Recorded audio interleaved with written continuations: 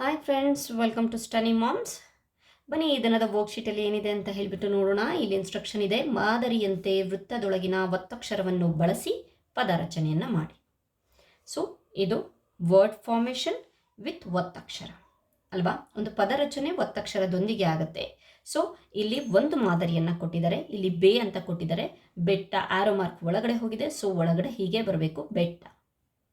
Friends, this is the worksheet on Vattakshara. Here a letter ta. We have to write many letters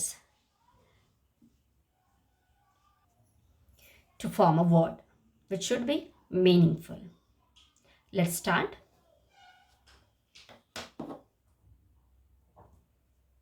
Betta. Okay friends, start ಮಾಡೋಣ. ಇಲ್ಲಿ ಬೆಟ್ಟ ಕೊಟ್ಟಿದ್ದಾರೆ. Next ಕೆಟ್ಟ. ಕೆಟ್ಟ. ಸುಟ್ಟ.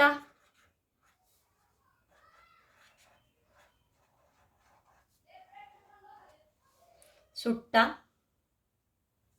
ಅಟ್ಟ.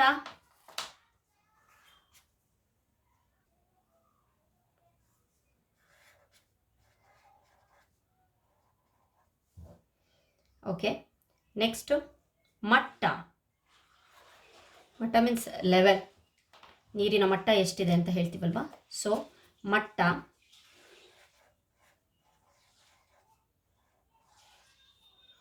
ನೆಕ್ಸ್ಟು ರೊಟ್ಟ.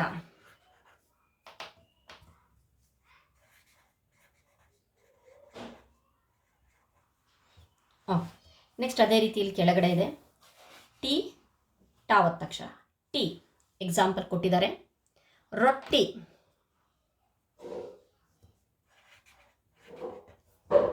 ರೊಟ್ಟಿ. ಮೆಟ್ಟಿ.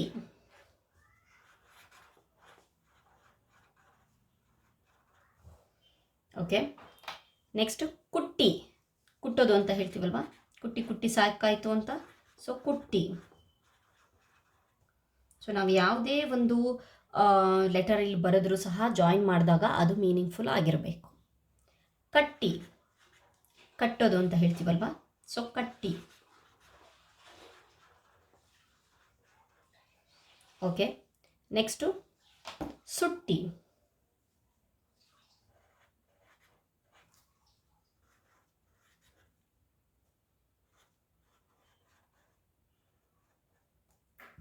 ಓಕೆ, ನೆಕ್ಸ್ಟು ಮುಟ್ಟಿ.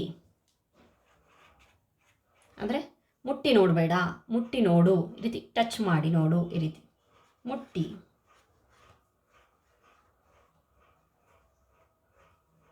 ಓಕೆ, ಸೊ ನೋಡಿ ಇಷ್ಟು ಸಿಂಪಲ್ ಆಗಿದೆ ವರ್ಕ್ಶೀಟ್. ಎಷ್ಟು ವರ್ಡ್ಸ್ಗಳನ್ನು ಅವರಾಗೆ ಬರೆದಿದ್ದಾರೆ. ನಾನು ಯಾವುದೇ 3 ಲೆಟರ್ ವರ್ಡ್ಸ್ 4 ಲೆಟರ್ ವರ್ಡ್ಸ್ ಕೊಟ್ಟಿಲ್ಲ. ಸಿಂಪಲ್ ಆಗಿರುವಂತಹ 2 ಲೆಟರ್ ವರ್ಡ್ಸ್ ಅಷ್ಟೇ ಇಲ್ಲಿ ನಾವು ಸೇರಿಸಿರೋದು. ಬೆಟ್ಟ, ಇದ್ರ ಜೊತೆಗೆ ನಮಗೆ ಟಗೆ ಟಾವತ್ತಿರುವಂಥ ಎಷ್ಟು ಇನ್ನೂ ನಾವು ಫೈಂಡ್ ಔಟ್ ಮಾಡಿದ್ರೆ ಬಹಳಷ್ಟು ವರ್ಡ್ಸ್ಗಳು ಸಿಗುತ್ತೆ. So with meaningful. ಸೊ ಇಷ್ಟು ವರ್ಡ್ಸ್ ಸಿಕ್ಕಿದ್ವು. ಟಿ ಇಷ್ಟು ವರ್ಡ್ಸ್ಗಳು ಸಿಕ್ಕಿದ್ವು. ಸೊ ಇದನ್ನೆಲ್ಲ ಬಳಸಿಬಿಟ್ಟು ನಾವು ಒಂದು ವರ್ಕ್ಶೀಟನ್ನು ಪ್ರಿಪೇರ್ ಮಾಡಬಹುದು. ಅವರಿಗೆ ಪ್ರಾಜೆಕ್ಟ್ ಟೈಪಲ್ಲಾದರೂ ಕೊಡಿ. ಈ ರೀತಿ ಸ್ಕೂಲ್ಗಳಲ್ಲಿ ಅಂತಾದರೆ ಪ್ರಾಜೆಕ್ಟ್ ಟೈಪಲ್ಲಿ ಕೊಡಬಹುದು. ಒತ್ತಕ್ಷರಗಳಿಗೆ ರಿಲೇಟೆಡ್ ಆಗಿರುವಂಥ ಪದಗಳನ್ನು ಪ್ರಾಜೆಕ್ಟ್ ಕೊಟ್ಟಾಗ ಸಿಂಪಲ್ಲಾಗಿ ಒಂದೇ ಕಡೆ ಬರೆಯೋಕ್ಕೆ ಹೇಳಬೇಡಿ. ಈ ರೀತಿಯಾದ ಪಿಕ್ಚರ್ಸ್ಗಳನ್ನು ನೋಡಿ. ಈ ಪಿಕ್ಚರ್ ಒಂದು ಕಂಪ್ಲೀಟ್ ಆದಮೇಲೆ ವರ್ಕ್ಶೀಟ್ ಎಷ್ಟು ಕಲರ್ಫುಲ್ಲಾಗಿ ಕಾಣಿಸ್ತಾ ಇದೆ ಅಲ್ವಾ.